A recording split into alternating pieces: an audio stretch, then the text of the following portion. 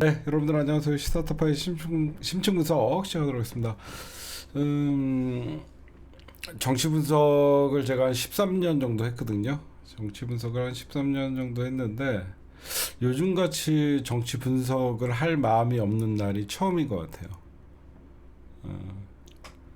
그 이유는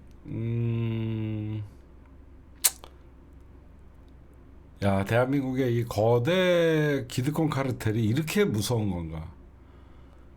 대명천지 2024년 계엄령을 해도 이념 대결로 몰아가고, 계엄령을 계몽령이라는 말 같지도 않는 소리를 해도 용인되는 사회. 참 무서운 사회 속에서 우리가 지금 제가 되돌아보면 어떤 생각을 하냐면요. 김대중 정권, 노무현 정권, 문재인 정권을 우리가 만든 것도 참 신기할 정도로 신기할 정도로 이런 분위기에서 우리가 정권을 잡을 수도 있었나? 참 그런 생각을 합니다. 오늘 여러분들에게 뭐 거두절미하고 중요한 얘기들을 먼저 해드릴게요. 오늘 박찬대 원내수석이 마은혁 재판관 임명을 1일까지 안 하면 중대 결심을 하겠다. 이 뜻은 1일까지 안 하면 한덕수를 또 탄핵한다는 거죠. 이 발언 뒤에 숨은 게 있습니다. 저희도 민주당 내에 여러 가지 어떤 안테나를 세운다고 하죠. 정보들을 취합하고, 저희들 기자들도 정보들을 취합하고, 정치인들도 본인들의 인적 네트워크를 통해서 정보들을 취합을 하죠. 지금 어떤 상황이냐면요. 정확히 여러분들에게 박찬대 원내수석이 1일까지 마은혁을 임명하라. 좀 여러분들 의외죠. 되게 급한데 마은혁을 임명하라는 것은 현재 우리가 설마 했던 5대3이라는 그런 숫자가 나오는 거예요. 그 5대3이라는 숫자가 어디서 나오는 거냐면 5대3이니까 선거를 못 하는 거예요. 지금 여러분들 잘 알다시피 조한창, 정영식, 김복형, 얘네들이 지금 5대3인 거예요. 그러면 여러분들에게 제가 정확히 얘기해 드릴게요. 여기 지금 제가 분석을 계속 여기저기 다 모든 것들을 돌아보니까 이 5대3이라는 게 반대의 3이 아닌 거예요. 그게 무슨 말이냐면 반대 3이 아니라 본인들의 의견을 얘기하지 않는 사람이 3명이라는 겁니다. 이게 무슨 말인지 아시겠어요? 차라리 반대라고 얘기하면, 나는 기각이다라고 얘기하면 문정배 재판관이 어떻게든지 헌재 선고 날짜를 잡아갖고 기각이면 기각, 인용이면 인용 얘기를 할 텐데, 아예 아직 나는 결정을 못했다, 이런 식으로. 그쵸? 그래서 지연 3일이라는 말이 그냥 나오는 게 아니라, 아직 나는 현재는 탄핵의 인용은 5예요. 그쵸? 나는 탄핵의 이미 그 평의는 끝났고 평결에 나는 이미 끝났다라고 얘기하는 사람이 5명이라는 소리입니다. 그래서 마은혁 재판관 1명이 중요한 거예요. 이게 더 합리적이죠. 그쵸? 5대3 찬성 5 반대 3일에서 마은혁 재판관이 필요한 게 아니라 3명이 현재 시간을 끌고 자기가 결정을 못했다고 했기 때문에, 6명이 확보가 안 됐기 때문에 문정배 재판관님이 결정을 내리지를 못하는 거죠. 그게 무슨 말이냐면, 헌재 재판소장 권한 대행은 다른 건 아무것도 없어요. 그게 무슨 말이냐면, 헌재 재판소장은 내가 소장이라고 했고 너는 인용에 대해서 다시 한번 생각해라, 이런 말을 못합니다. 개개인이 헌법재판관이 헌법기관이기 때문에 모두가 서로, 그러니까 누구의 강요도 받지 않아요. 누구의 강요도 받지 않는데 3명이, 즉 조한창, 제가 이따가 얘기하지만 조한창이가 지금 가장 엑스맨이에요. 그 엑스맨이라는 게 그냥 시간 끄는데 조한창, 그러니까 만약에 마은혁 재판관이 임명이 딱 되면 그 나머지 지금 정영식이나 김복형이나 조한창이나 이 세 명의 의사가 어떻게 되었든 간에 헌재 재판소장 권한대행으로서 문영배 재판관은 선고 기일을 정할 수가 있는 거예요. 그렇죠? 그러니까 5대 3이라는 게 3이 반대가 아니라는 거예요.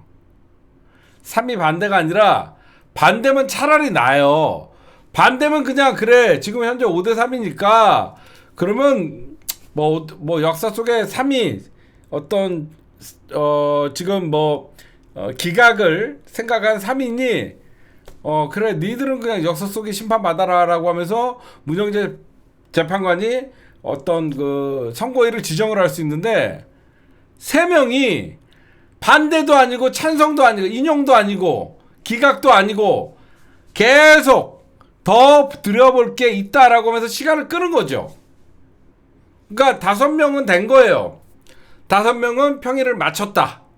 결정도 마쳤다. 나머지 3명은 평일을 더 해야 된다. 아니면 나는 결정을 못했다라고 하니까 강요를 할 수 없는 거예요. 이제 이해가 가시죠?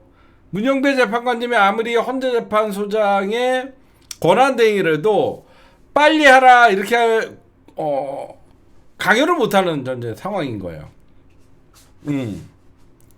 그리고 여러분들에게 좀 말씀을 드리면 헌재재판소장이나 대법원장이나 그 어떤 기관의 장인 특히 대법원장이나 헌재재판소장 같은 경우에는 본인의 의견을 맨 나중에 얘기합니다. 그리고 다수로 따라가요. 대법원도 만약에 1심, 2심, 3심에 가면요. 마지막 대법원장은 본인의 의견을 먼저 피력하지 않고 만약에 대법원이 지금 13명인가요? 13인의 대법관이 있으면 다수의 의견으로 대법원장은 자기와 의견이 맞지 않더라도 다수의 의견으로 대법원장이 가요. 그게 무슨 말이냐면 대법원장이나 헌재재판소장은 그 기관의 장인데 말이 안 되잖아. 대법원장은 기각을 만약에 문영배 재판소장은 탄핵 찬성을 했고 만약에 그러니까 다수의 의견을 따라가는 게 장들이에요. 예를 들어서 여러분들 대법원에서 8대 몇으로 막 갈린다고 해요. 근데 만약에 지는 기각 쪽으로 만약에 기각 쪽으로 대법원장이 가면 야 대법원의 대법원장은 오히려 무죄를 했는데 다수가 유죄를 했다 그러면 그게 형평성이 없잖아요. 그래서 대부분 다수로 따라가거든요. 대법원이나 헌재나 현재 제가 보면 솔직하게 말씀드릴게요. 제가 취재하고 제가 알아본 바에 의하면 5명은 현재 결정을 했고 나머지 3명을 결정이 안 한다는 거예요. 나머지 3명이 결정을 안 하는 바람에 이게 딜레이가 되는 겁니다.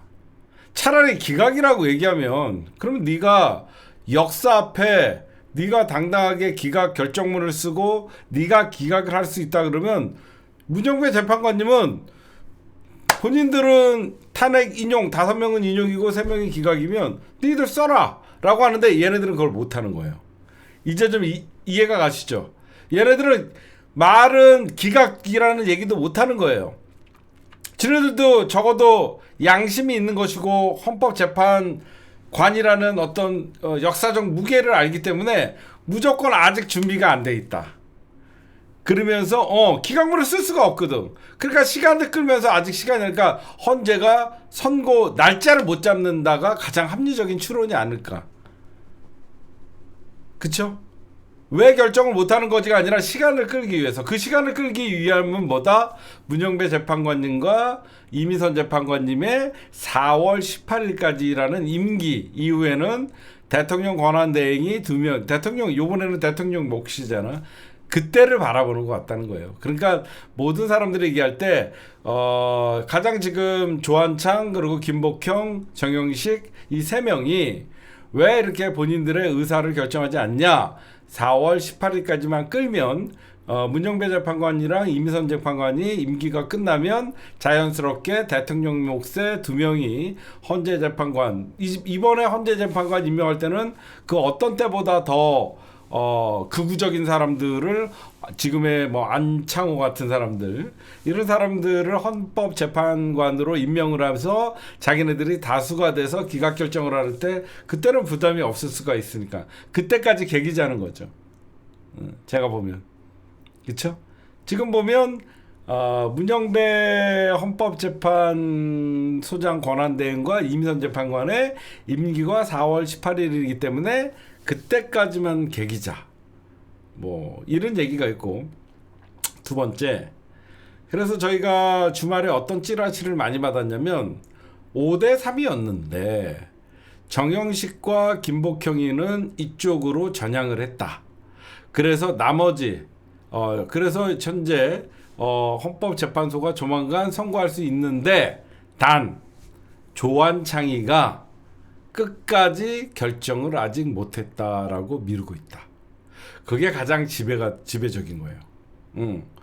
그래서 여러분들 유튜브 사이에 조한창이 문제다라고 지금 나오는 이유가, 김복형이나 정영식도 지금 결정은 했다. 결정은 했는데 조한창, 국민의힘 추천 후보인 조한창이가 아직까지 결정을 못했다 그래갖고, 왜 그러냐면 한 명이라도 결정을 하지 못하면 헌재는 재판 어떤 탄핵 심판 선고에 대해서 날짜를 잡을 수가 없거든요. 그래서 조한창이가 계속 지금 그래서 조한창이가 얘기가 계속 나오는 거예요. 제가 오늘 여러분들에게 방송에서 말씀드릴 거는 현재 상황은 이렇게 돌아가는 거고 라고 하는 게 가장 합리적인 추론이고, 그래서 민주당이, 그래서 여러분들 이제 이어지죠. 민주당에서 조한창이는 누가 봐도 이상했죠. 최상목이가 갑자기 권한대행이었는데 한덕수는 3명을 다 임명하지 않고 탄핵됐어요. 근데 최상목이가 희한하게 정계선 재판관님이랑 조한창이 2명은 임명을 했는데 마은적 재판관을 임명하지 않습니다. 최상목이는 그럼 왜 2명을 임명했을까? 처음에는 우리가 2명이라도 임명을 해서 다행이라고 생각을 했는데, 지금 지나고 나니까 우리가 생각하는 것 같이 여러분들을 헌재 재판소는요, 헌법재판소는 사실 재판소장의 권위가 그렇게 크지가 않아요. 한 명 한 명이 전부 헌법 기구이기 때문에. 지금 되돌아보니까 헌법재판소장이 할 수 있는 것은 어떤 큰 지금의 또 권한이 있냐면요, 선고 날짜를 지정할 수 있어요. 선고 날짜를 헌법재판소장이 지정을 할 수 있는데, 지금 문영배 재판소장이 어떤 선고 날짜를 지정할 수 없는 이유가 바로 저 조한창인 것 같아요. 그리고 여러분들 알다시피 5대 3 이런 얘기들이 여기저기 나오는데, 저는 이제는 모든 걸 관례를 깰 거예요. 지금 법률가라고 하는 사람들이 얘기하는 것은 기존에 있던 관례를 얘기하면서 5대 3은 없다라고 얘기를 하죠. 그렇죠? 왜 5대 3은 일어날 수 없다라고 얘기하냐면요, 5대 3이라는 기각 결정을 할 경우에는 이게 오히려 더 파국이 됩니다. 마은적 재판관을 임명하지 않아서 5대 3이 됐다. 이건 누가 봐. 왜 그러냐면 5대 3으로 기각 결정이 내려지면요, 당연히 과반 이상이 윤석열의 탄핵을 찬성을 했지만 6명이 안 됐다는 이유로 윤석열이가 돌아오게 되면 이거는 헌법재판소의 어떤 존폐의 어떤 사활이 걸린 일이잖아요. 그렇잖아요. 제 말 이해가 가시죠? 6대 3 파면이면 몰라도 5대 3 파면이 될 경우에는 결국은 과반 이상이 탄핵에 인용을 했는데, 결국은 마은적 재판관 임명이 안 되는 바람에 6대 3이 안 된 거잖아요. 그래서 지금 민주당은 마은적 재판관을 4월 1일까지 어떻게든지 빨리 임명하지 않으면 한덕수 너 중대 결심하겠다, 탄핵하겠다는 거예요. 현재 그렇게 돌아가고 있고, 여기에 이제 제가 여러분들에게 말씀드리고 싶은 것은 한덕수 임명 안 합니다. 기대하지 마세요. 한덕수한테 1일까지 데드라인을 정해줘도 한덕수가 민주당이 나를 1일까지 임명을 안 하면 탄핵한다 그러네. 어머 무서워라. 절대 임명 안 합니다. 이걸 뭐냐? 한덕수는 결국 이게 윤석열 구하기 프로젝트라고 얘기하더라고요. 제가 정가에 알아보고 취재를 해보니까 이미 대한민국 거대 사법 카르텔에서 윤석열 구하기 프로젝트가 가동됐다. 그 윤석열 구하기 프로젝트가 가동된 이유 중에 하나는 정계선 재판 누구죠? 이미선 재판관과 그 문영배 재판관의 4월 18일 그때까지만 버티면 윤석열은 자연스럽게 복귀를 하던가 아니면 윤석열이가 정권 복귀를 못하더라도 한덕수가 즉 조기 대선을 하지 않고 2년 이상 끌 수 있다. 얘네들의 그 프로젝트라고 하더라고요.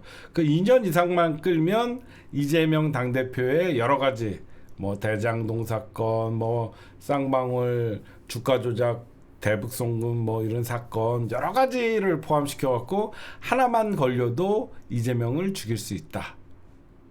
그렇게 얘기하더라고요. 그래서 윤석열 프로젝트가 지금 가동이 됐다라는 것들이 나오고 있는데 지금 윤석열이가 내란을 했죠. 그러면 내란을 12월 3일날 분명히 했죠. 대한민국의 헌법 파괴가 3번 이루어졌어요. 윤석열의 12월 3일 헌법 파괴 행위가 있었고 그 다음에 한덕수와 최성목의 어떤 그 헌법재판관 임명을 지연시키는 지금 오늘 이 순간에도 한덕수는 지금 위헌적인 어떤 그 헌법을 위반하는 일들을 하고 있죠. 헌재의 결정을 따르지 않고 있으니까. 두 번째 헌법 파괴가 이루어졌고 세 번째가 헌재에서 윤석열 탄핵 파면 선고를 하지 않는 세 번의 지금 헌법 파괴 행위가 이루어지고 있죠. 그렇죠? 결국은 헌재의 선고가 늦어지는 것은 어떤 보이지 않는 손에 결국은 힘이 작용하는 것이고 그 보이지 않는 손에 의해서 흔들리는 게 아니라 저는 조한창이는 그러려고 헌재 재판관에 기어 들어갔다라고 생각해요. 저는 조한창의 임무는 그 어떤 뭐 윤석열 복귀 그런 걸 다 떠나서 그냥 조한창의 임무는 헌재 재판에 딴지를 걸어서 무조건 지연시켜라.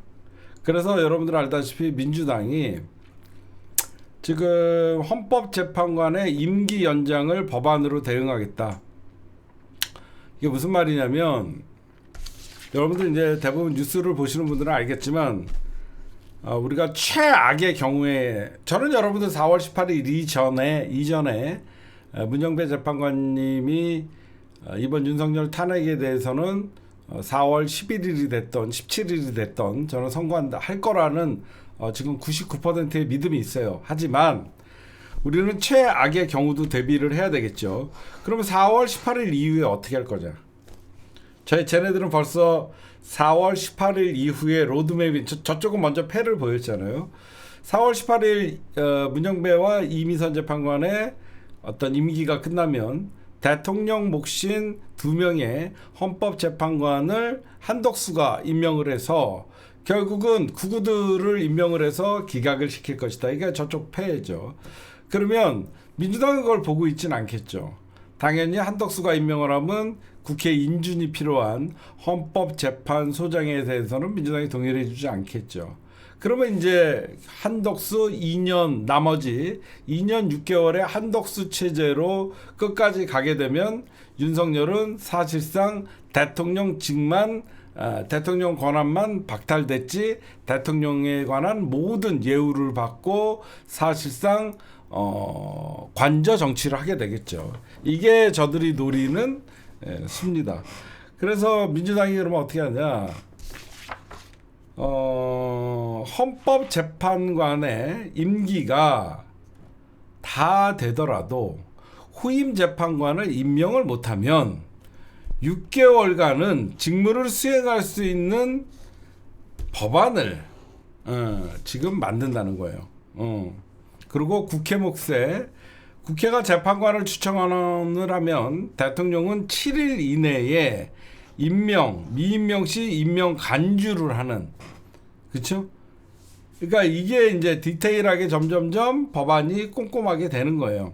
그러니까 민주당은 그것도 준비하는 거죠. 예를 들어서 저쪽이 4월 18일까지만 조한창이가 결정을 못한다고 뻗치면 그 안에 헌재에서 탄핵 심판 선고로 하지 못할 것이다라고 하면서 지금 목리를 부리고 있는데, 민주당이 그 점을 파악을 하고 4월 18일이 넘더라도, 그렇죠? 4월 18일이 넘더라도 6개월간은 직무를 수행할 수 있게끔 국회가 하겠다라고 하는 거예요. 그럼 여기서 어떤 모순이 있냐면요. 한덕수가 임명을 하면 국회에서 인사청문회나 그런 것들에 대해서 인주를 안 하면 20일 이후 또는 30일 이후에 자동으로 임명이 되는 거 아니냐. 그래서 민주당이 지금 꺼낸 카드가 뭐냐면, 여러분들, 국무위원 전원 탄핵이에요. 제가 왜 이런 말씀을 드리냐면요. 여러분들, 제가 과격파가 아니에요. 저는 사실 여러분들에게 죄송하지만 이 바닥에 고인물이에요. 고인물이라서 여러분들에게 때로는 시원하게 얘기를 할 수도 있지만 굉장히 정무적 판단을 많이 하는 사람이에요. 근데 이번만큼은 여러분들 지금 역풍 타령할 때요. 제가 예전에 이런 얘기를 했죠. 윤석열 탄핵과 동시에 국무위원들 전원 탄핵시켜야 된다. 기억나세요? 윤석열 탄핵과 동시에 국무위원들을 그 당시에 전원 탄핵을 시키면 국무회의에서 결정할 수 있는 사안들이 모두가 통과가 안 됩니다. 지금 가장 민주당이 중요한 거는요, 역풍이나 이런 정무적 판단보다는요, 대한민국의 지금 현 윤석열 정부의 내란 공범들이죠. 내란 공범들이 국무회의 정족수를 미달시켜야 돼요. 그게 여러분들 좋은 방법이에요. 어떤 분이 지금 그럼 좋은 방법이 없나요? 국무위원들을 전원 탄핵시키면 국무회의에서 들어오는 안건이나 그런 정족수 미달로 그 안건 자체가 상정이 되지 않습니다. 이제 아시겠죠? 그래서 지금 그게 가장 중요한 것이고, 그때 민주당이 그러면 왜 이런 걸 못하냐? 민주당은 여태까지 주저했던 이유는 딱 하나예요. 제가 지금 하는 얘기는 다른 유튜브들이나 여기저기서 많은 얘기를 했었어요. 근데 왜 저는 그 얘기를 안 했냐? 적어도 저는 3월 21일, 늦어도 3월 28일 안에는 윤석열이가 탄핵된다라고 생각을 했기 때문에 굳이 우리가 조기 대선을 앞두고 여러 국무위원들을 탄핵을 올린 다음에 나중에 대선 기간에 탄핵 선고의 어떤 발표가 나오면 오히려 민주당이 그 사건에 대해서 굉장히 불리할 수 있겠다라는 생각을 해서 제가 그 얘기를 하지 않았었어요. 근데 지금은 그런 거 따질 때가 아니에요. 지금은 역풍이고 지랄이고, 대한민국의 가장 불행은 윤석열이 살아 돌아와서 직무에 복귀하는 겁니다. 지금 윤석열이가 살아 돌아와서 직무에 복귀하는 거 자체가 이 대한민국은 이제는 가장 최악의 경우이기 때문에, 그런 경우를 막기 위해서라도 일단은 국회에서 문영배 재판관이나 어떤 이미선 재판관님이 후임 재판관을 임명을 하지 못하면 자동으로 6개월 정도 연장을 할 수 있도록 만들어 놓고, 이거는 여러분들 어디까지 대비책이에요. 이렇게 만들어 놔야지. 지금 한덕수나 최상목이는 헌정질서 파괴의 주요 범죄자예요. 이런 범죄자가 지금 대통령 권한 대행을 하는 자체가 너무 웃기잖아요. 그렇죠? 우리가 너무 안일하게 생각한 것도 있었고 헌재를 너무 믿었던 것도 있는데, 제가 가장 주목했던 것은 유튜브에서 여기저기서 떠들고들 있지만 왜 최상목이가 정계선 조한창만 임명을 하고 마흔역을 남겨놨을까?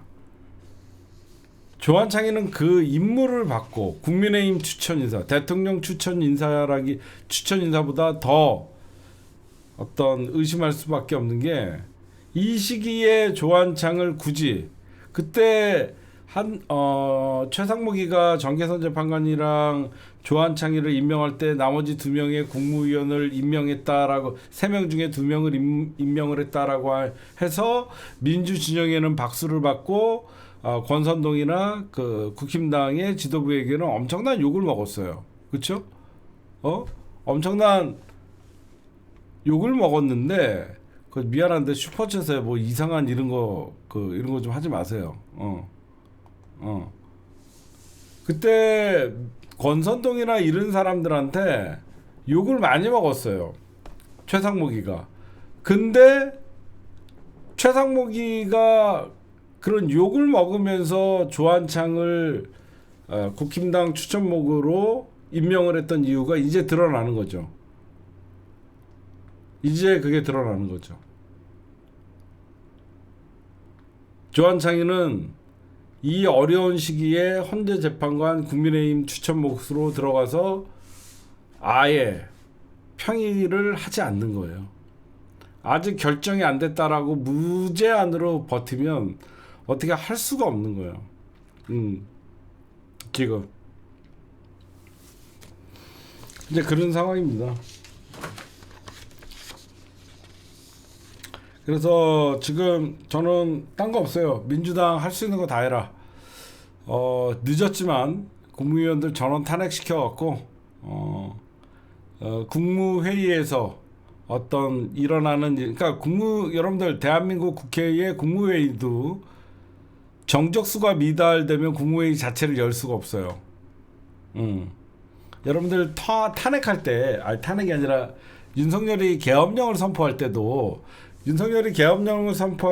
국무위원 숫자가 중요한 게 몇 명 이상이 참여를 해야지 어떤 국무회의가 통과가 되는 건데 지금 민주당은 딴 거 없습니다.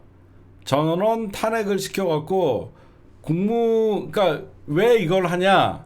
한덕수가 주제 넘게 4월 18일까지 조한창이가 버티고 이미선 재판관과 문영배 재판관이 임기가 되면 그때 대통령 권한 대행으로서 헌재 재판소장 2명을 임명을 할 수가 있잖아요. 국무회의에서. 그래서 그거를 사전에 방지하는 거예요. 국무회의 요건이 안 되는데 2명을 임명할 수가 없으니까 민주당이 미리 국무위원들을 2명을 국무위원들을 전원 탄핵을 시켜야 되고 지금 여러분들이나 저나 우리가 최악의 경우도 대비를 하기 위해서 이걸 하는 것이고 저는 4월 1일 날 한덕수를 그러니까 내일 모레죠. 민주당이 마흔역 재판관을 임명하지 않으면 탄핵하겠다. 좌고우면하지 말고 탄핵하십시오.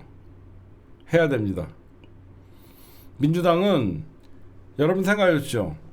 무조건 다 탄핵시켜야 돼요. 지금은 국회의 힘을 보여줄 때지 헌재를 바라볼 수 있는 시간은 지났습니다.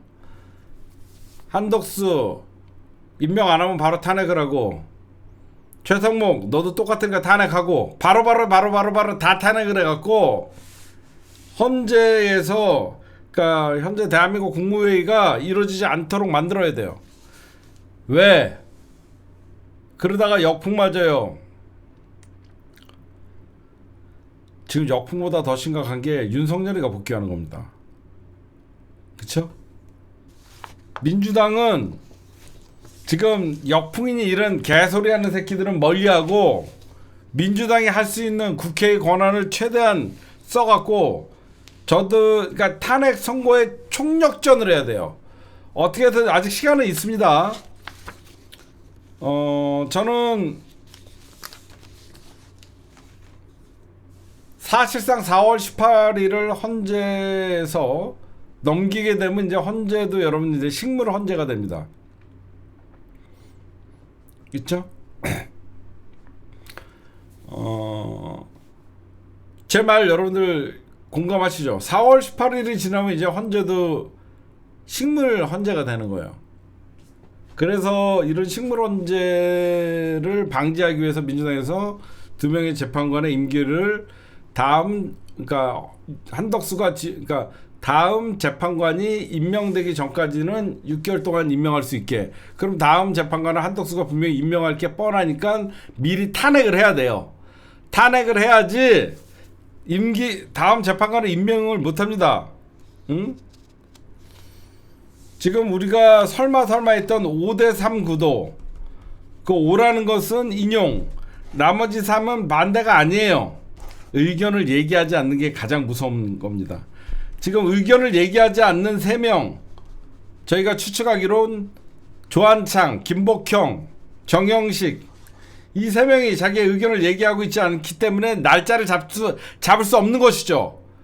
이게 맞죠? 만약에 정영식이나 조한창이나 김복형이가 의견을 얘기했다라고 하면 5대3이 되든 뭐든지 내부 토론을 끊임없이 하든가 아니면 그냥 발표를 하던가 뭔가를 했겠죠. 본인의 의견을 얘기하지 않으니까 5명은 인용에 지금 무게를 뒀는데 나머지 이 3명이 의견을 얘기 안 하지 않으니까 아무것도 못하는 것이죠. 그래서 민주당은 이 점에 대해서 눈치를 채고 마은혁 재판관을 빨리 임명하라고 하면서 한덕수를 압박하는 것이고요. 이게 가장 합리적인 추론이 되겠죠. 그쵸? 5대3이라서 나머지 3명이 의견을 발표하지 않으니까 마은혁 재판관을 빨리 임명을 하게끔 하면 6명의 정족수, 즉 인용의 6명이 타면 나머지 3명이 의사결정을 하던 말던 문영배 재판관님이 헌법재판 권한대행으로서 헌법재판소장 권한대행으로서 선고 날짜를 지정할 수 있거든요. 지금 그 싸움이에요. 그 싸움. 그쵸? 근데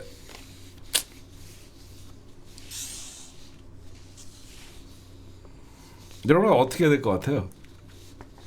응? 마음은 불안하지만 여러분들 마음은 불안하지만 제가 분명하게 말씀드릴 수 있는 것은 4월 18일 전에 선고는 됩니다. 제가 보면 4월 18일 전에는 분명히 선고가 이루어질 거예요. 그거는 믿어 의심치 않았는데 결국 이제 4월 달로 넘어갔죠. 이제 4월 달로 넘어갈 수밖에 없는 거고, 이재명 당대표, 그러니까 원내대표는 4월 1일까지 한덕수가 응답하라.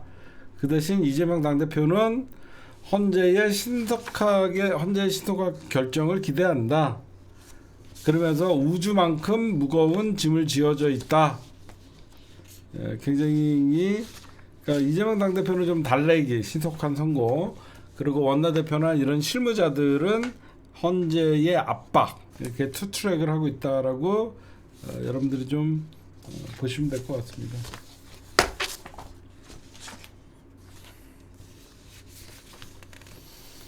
왜 제가 이런 말씀을 드리냐면 저희보다는 민주당 의원님들이 정보는 더 많겠죠. 그렇죠? 누가 봐도 민주당 의원님들이 정보는 훨씬 많을 텐데 지금 민주당 의원님들에서도 지금 나오는 소리가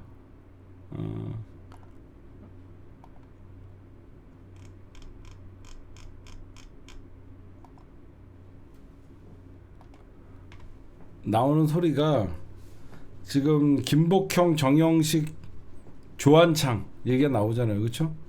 김복형, 정영식, 조한창 얘기가 나온다는 것은 시중에 돌고 있는 이 방해꾼 3명이 진짜 확실하다라고 공식을 확인한 거예요. 5대3의 기류를 공식 확인한 것이죠. 그래서 김복형, 정영식, 조한창이가 이따위로 하는 거는요. 올해가 여러분들 을사년이죠. 제2의 을사오적이에요.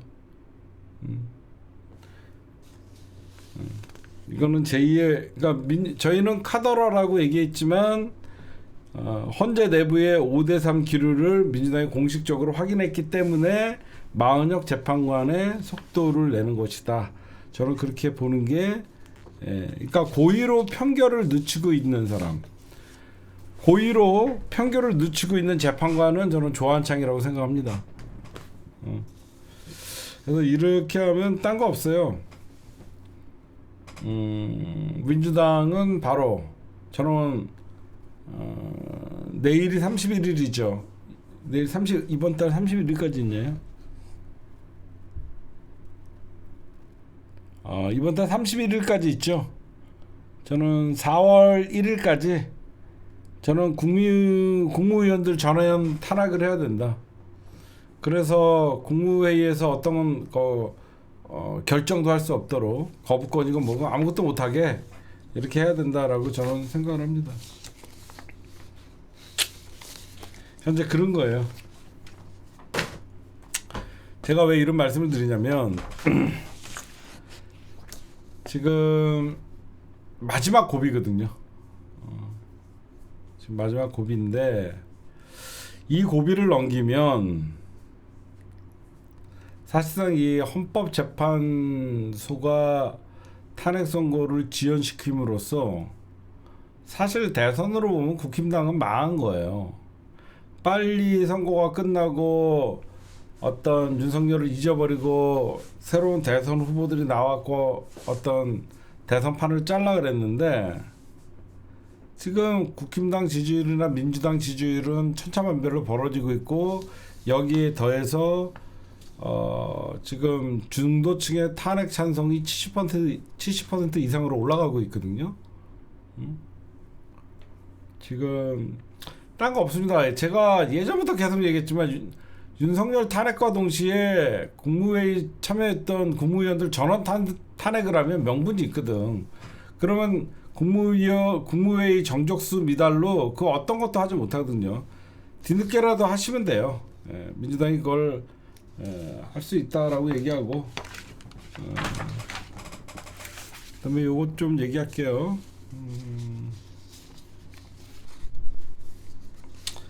저는 이 뉴스를 보면서 많이 반전됐구나, 이거 뭔가 잘못 돌아가고 있다, 조금만 더 긴장하자라고 생각한 게 국힘당이 민주당을 내란죄로 고발한다라는 어떤 이 뉴스를 보면서 저 새끼들 세다, 인정하고 싶지 않지만 만약에 민주당이 집권했을 때 계엄령을 내렸다고 하면 사실 모든 언론, 모든 어떤 사법기관 이렇게 검찰 놔두지 않았을 텐데 국힘당이 민주당 의원들을 정당 해산 고려하면서 내란 정당이라고 하면서 이제 프레임을 뒤집는 걸 보면서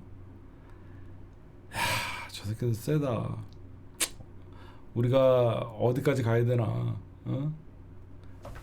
그런 생각을 했는데, 그러니까 민주당의 초선들을, 국무위원들을 전원 탄핵하자고 하는 민주당의 초선들을 권선동이나 국힘당이 내란 선동죄로 고발하겠다라고 했더니 민주당 의원들도 가만히 있지는 않겠죠.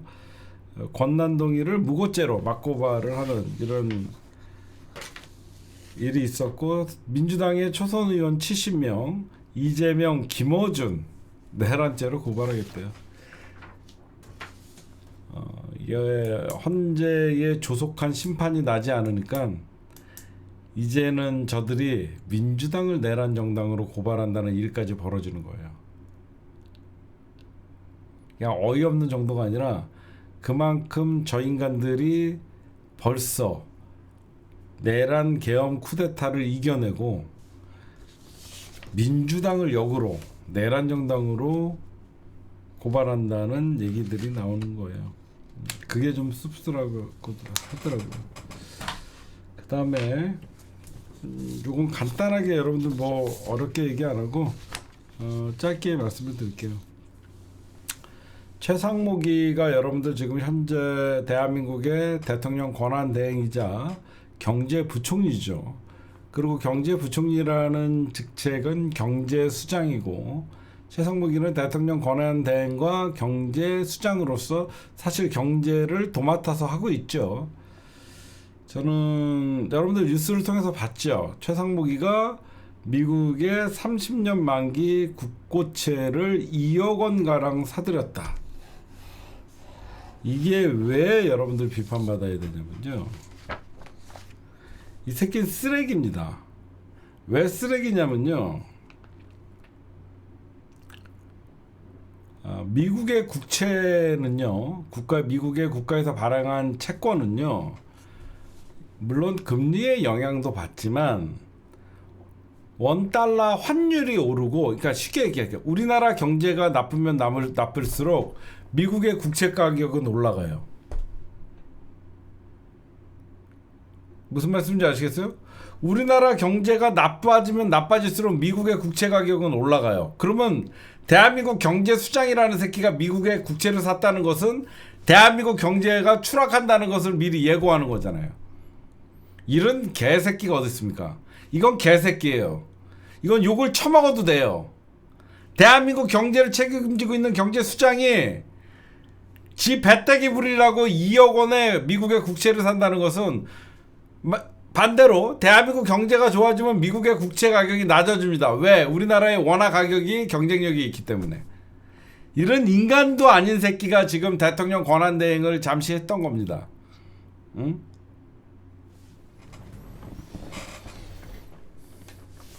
우리나라 경제가 나빠지길 바라는 새끼가 경제 수장이에요. 지 2억 원어치 국채 올라가려면 대한민국 경제 사령탑이라는 새끼는 미국 국채를 사들입니다. 이거는 진짜 쓰레기들이에요. 이해충돌뿐만 아니라 안 그래요? 공직자로서 기본 질서가 기본 자질이 안 돼 있는 새끼예요. 응? 이런 새끼가 대통령 권한대행했던 새끼예요. 응?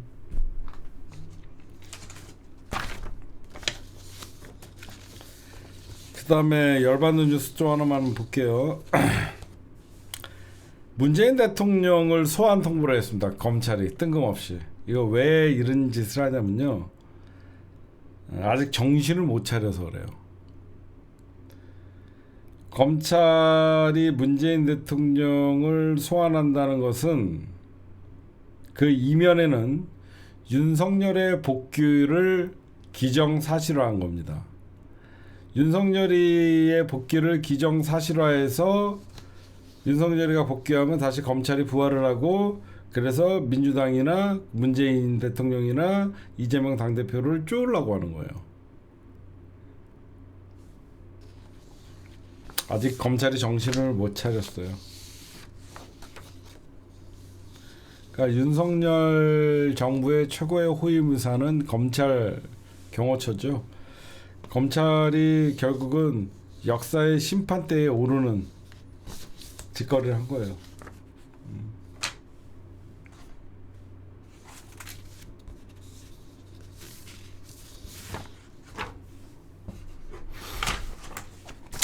지금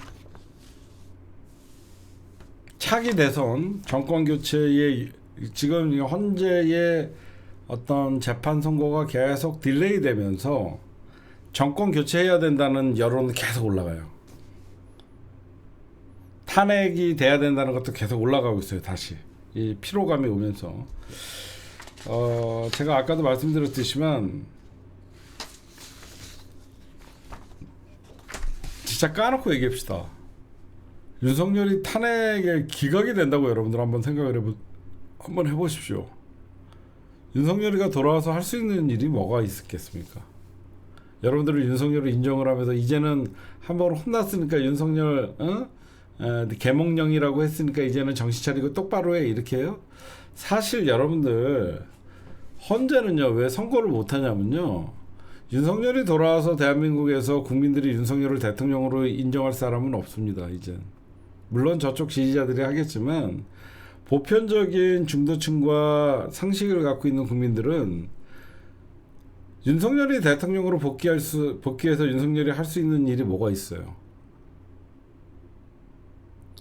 저는요, 이 윤석열이라는 새끼가 얼마나 나쁜 새끼냐면요. 이 새끼는 스스로가 지금 사퇴를 해야 되는 거예요. 헌재의 탄핵 심판 선고 전에. 인간이면 지가 봐도 오기로, 기분으로, 내란, 그리고 계엄령을 선포를 했다 그러면 이렇게 나라를 진짜 쑥대밭으로 만들고 어디서 기어 나온 새끼가 검찰총장 하다가 갑자기 세상을 어지럽히고 대한민국을 이렇게 블랙홀로 만들고 진공 상태로 만들고.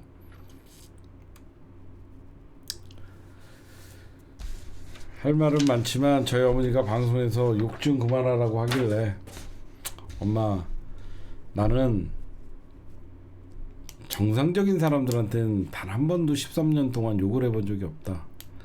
내가 욕한 사람들은 전부 도라이들이다. 이 시대에 윤석열을 욕하지 않으면 내가 왜 방송을 할 이유가 어디 있겠냐. 윤석열에게는 좋은 말, 고운 말, 나는 윤석열을 대통령이라고 부른 적도 없다 라고 얘기했는데, 부모 마음은 걱정할 수밖에 없죠. 우리는 그래도 할 일은 합시다. 여러분들, 지금 부산 교육감 선거랑 거제시장, 어떻게 보면 부산 거제는 국힘당의 어떤 자기 앞에 터줏대감 역할을 했었는데, 지금 거제시장 여론조사가 지금 병광용 50.8, 박환기 39.1로 나오고 있는데요. 이런 거 믿지 마세요. 제가 여러분들에게 제 선거판 분석 전문가죠. 민주당이 50.8%로 이기고 거의 한 10% 이긴다고 나오거든요. 실제로 그러지 않아요. 이 정도 나오면요, 박빙인 거예요. 박빙. 뚜껑 열어보면요, 그쵸? 뚜껑 열어보면요, 박한기라는 국힘당 후보가 지고 있어도요, 다 역전해요. 겉으로만 지금 누구 뽑을 거냐라고 할 때 거제가 변했다, 재선거 여론조사한다, 그래서 민주당의 병광용이 50.8, 박환기가 39.1 이렇게 나오잖아요. 그러지 않아요. 실제로 뚜껑을 지난번 부산에 선거도 다 이랬어요. 민주당이 강세라고 하지만 이쪽은요, 말하지 않는 샤이 보스들이 있어요. 적어도 이쪽에서 선거를 이기려면요, 여론조사에서 15% 이상 이겨야 돼요. 제가 분명히 말씀드리지만 거제시장 재선거 여론조사에서 박광용 후보가 한 10%, 11% 정도 이기는 걸로 나오잖아요. 이거는요, 4% 지고 있다라고 생각하면 돼요. 뭐든지 저쪽에서 싸울 때는요, 15% 이상 여론조사에서 이기면 박빙이고요, 10%, 11% 이긴다고 나오면 4% 지고 있다라고 생각하면 돼요. 이거 잘못된 거예요. 사람들이 이르면 어떻게 되냐, 거제에서 민주당이 당선돼 이 여론조사 가지고 지지층을 결집시키는 거예요. 그건 아니지 하면서 저쪽은 우리가 남이가 하면서 지지층이 결집되는 겁니다. 지금 딴 건 몰라도 부산 교육감 선거와 이 거제시장 선거는 민주당이 반드시 이겨야 돼요. 딴 데야 뭐 민주당이 이겼던 지역이니까 상관없지만, 이 탄핵에 의해서 자칭 보수라고 하는 사람들의 아성을 깨는 게 중요한 거거든요. 이거는 헌재 심판에 영향이 갑니다. 이런 얘기도 있어요. 헌재가 왜 3월 28일, 3월 21일 그때 탄핵 선고를 하지 않았냐. 조한창이가 목리를 부리면서, 이거 썰입니다. 조한창이가 목리를 부리면서 4월 2일 날 재보선이 있다.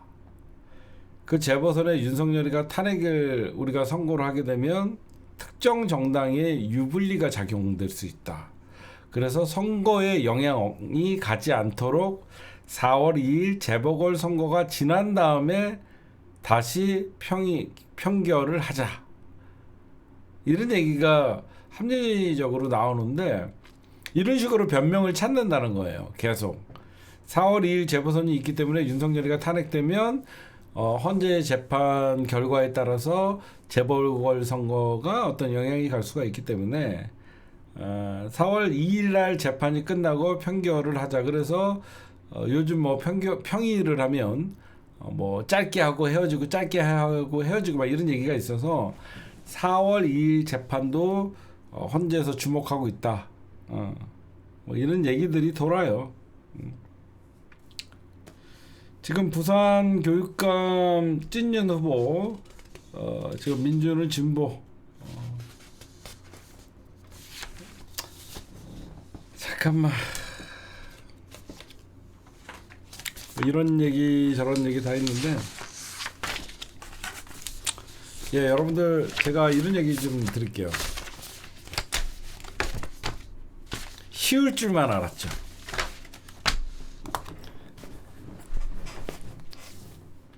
12월 3일 날 너무너무 충격적인 이게 맞나 싶을 정도의 21세기 대명천지의 계엄령이라는 걸 선포를 하면서 30년, 40년 전으로 대한민국을 후퇴시켜 놓고 그 이후에 저는 국회는 참 잘했다고 생각해요.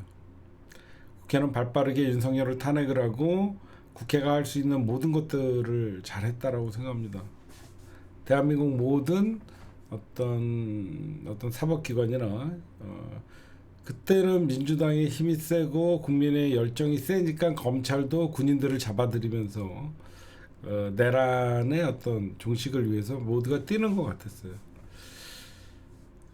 이제 한 100일이 넘었죠, 여러분들. 아무리 인간은 망각의 동물이라고 하지만 100일 전과 지금의 상태를 보십시오. 뭔가 어떤 헌법 파괴 행위가 진보의 보수의 싸움이 되어버렸어요. 쉬울 줄만 알았는데 야 얘네 세긴 세구나. 그쵸? 저는 4월 11일 안에 4월 1일 날 어떤 재보선 선거가 일어나고 꼭 우리가 여러분들 재보선에서는 좀 심판을 했으면 좋겠어요. 지금 사전 투표의 투표율을 보니까 굉장히 저조한데 이런 재보선 선거는요, 여러분들 어느 지지층이 결집하냐의 선거예요. 외연 확장 필요 없습니다. 여러분들이 지지층들이 바꿔리 하면 돼요. 재보선 이런 그 단위 선거 있죠. 이런 선거는 어느 지지층이 더 결집을 해서 으쌰으쌰하면서 그 지역에 바꿔리를 하냐의 싸움이에요. 그리고 여러분들에게 좀 말씀드리고 싶어요. 요즘 헌재가 우리의 어떤 그 늘 얘기의 주요 대상이 됐잖아요. 헌법재판관은 그럼 누가 탄핵하냐? 물론 국회에 탄핵 소추권이 있겠죠. 저는 대한민국 헌법의 최종 결정 기구인 헌재를 누가 결정할 것이냐, 견제할 것이냐. 저는 국회가 권위를 찾으려 그러면 저는 어떻게 보면 이게 여태까지 대한민국의 국힘당이 100% 잘못을 했죠. 정치의 사법화가 만들어낸 결국은 피해를 민주진영이 보고 있는 거예요. 정치를 사법화 시키려고 하는 인간들은 국힘당이죠.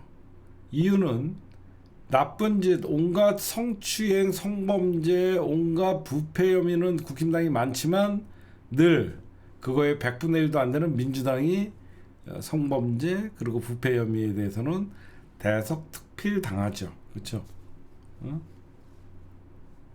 여러분들 무슨 말씀인지 아시겠어요? 제가 힘이 없는 이유는 피곤해서 그래요. 헌재 재판관들을 견제할 수 있는 것은 국회의 권한을 좀 강화해야 된다고 생각해요. 지금 헌재는 아무도 견제할 수 없잖아요. 헌재 뭐 60일 안에 뭐 탄핵 선고를 해야 된다. 헌재의 탄핵 심판 그리고 헌재 재판관들의 탄핵을 결국은 헌재는 사법부지만 독립적인 국회는 대한민국 국민들의 대의기관이잖아요.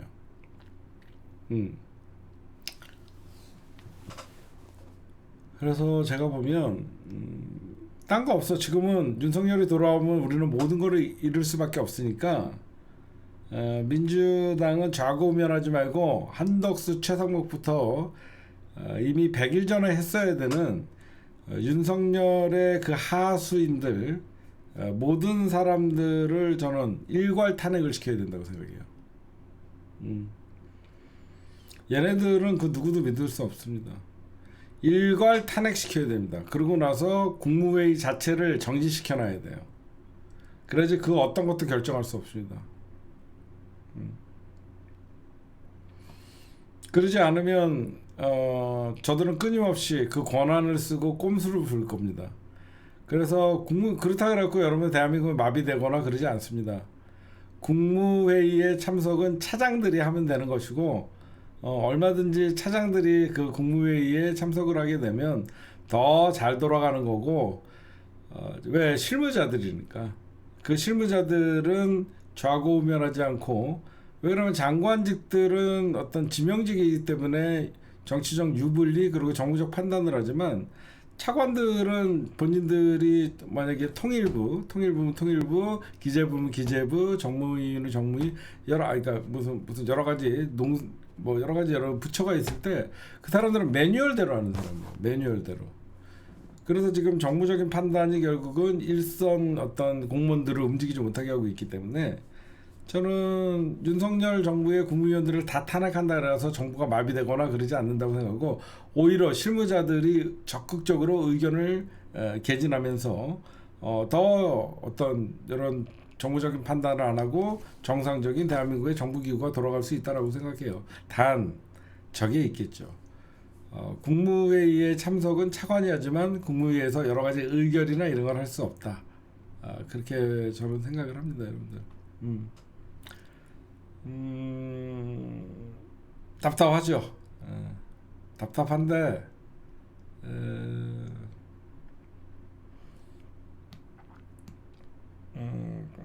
지금 여기저기서 4월 18일 날 임명 안 할 것이다 이런 얘기들이 나옵니다. 근데 저는 딴 거 없어요.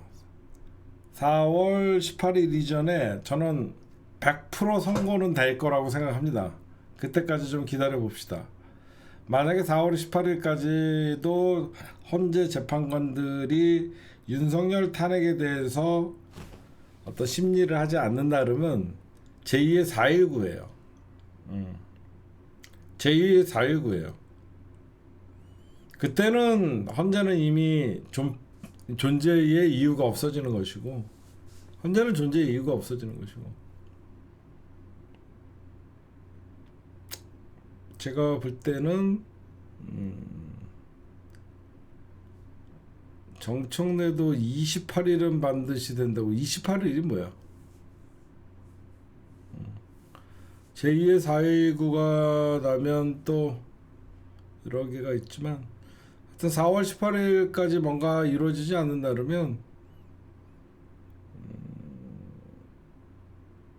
뭐 민주 시민 이런 건 상관없이 모두가 그냥 거리로 나와야 돼요.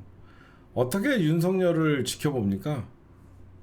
윤석열이 기각되거나 뭔가 잘못되면요 나라가 망하게 생겼는데 나 혼자 살자고 직장에서 그런 거 다 필요 없어요. 전부 밖으로 기어 나와야 돼요. 나와서 윤석열 스스로 최악의 경우에 윤석열이가 살아 들어오면 윤석열이 스스로 하야하게 만들고 그 하야를 받아들이지 못하면 윤석열은 국민들을 향해서 또 살생을 하게 되고 뭐 그런 각오도 해야지 뭐.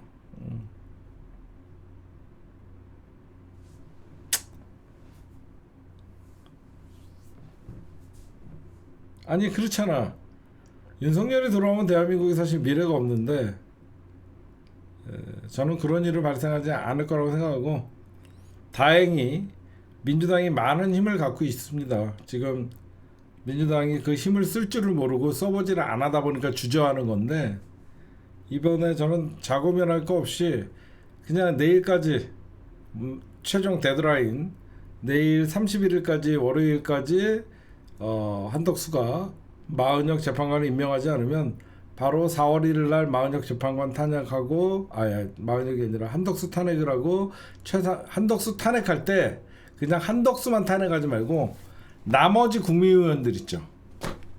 나머지 국무위원들 일괄적으로 다 탄핵시켜갖고 사실상 국무회의를 중지시켜야지.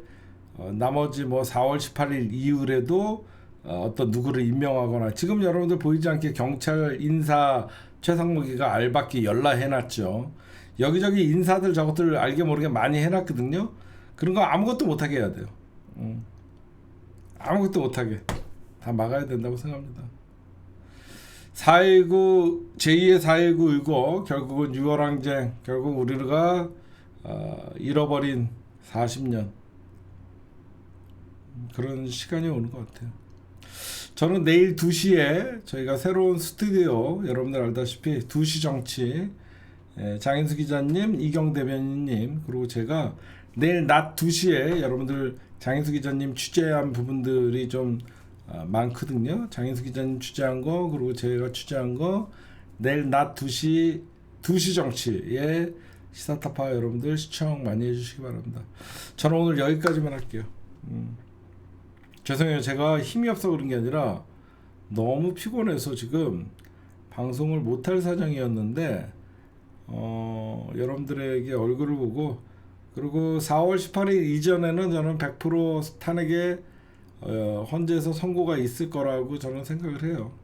만약에 안 되면 제가 제일 먼저 밖으로 뛰어나가서 죽이 되든 밥이 되든 4월 18일까지 어떤 결정이 나지 않는다 그러면 4.19는 반드시 제가 광장에서 제일 먼저 여러분들과 함께 하도록 하겠습니다. 여러분들 오늘 방송 여기까지만 할게요. 저는 여러분들에게 어떤 뭐 희망 회로를 돌리고 그런 거보단 4월 11일 그때 넘어가면 이제 나갈 준비해야 된다고 생각해요. 근데 4월 11일까지, 왜냐면 문영배 재판관님이 윤석열이 임명한 사람이 아니고, 문영배 재판관님이랑 이미선 재판관님은 여러분들이 알다시피 적어도 우리 진보 쪽 헌법 재판관들이기 때문에 본인들의 역사적 소명을 외면한 채 그냥 나가실 분들이 아니라는 건 확실해요.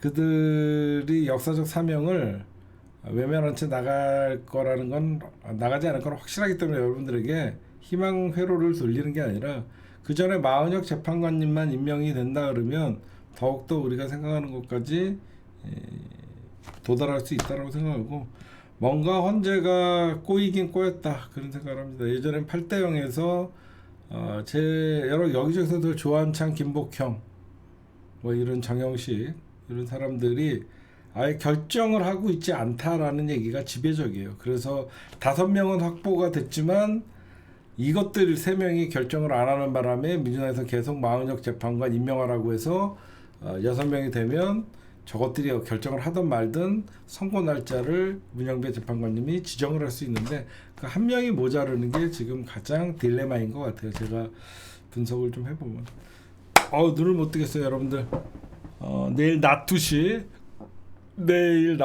에 여러분들 많이 와주셔갖고 저희 새로운 스튜디오, 그리고 새로운 여러분들을 내일 내용으로 맞이할 수 있게끔 하겠습니다. 여러분들 늦게까지 시청해 주셔서 고맙습니다. 저는 방송 여기까지만 할게요.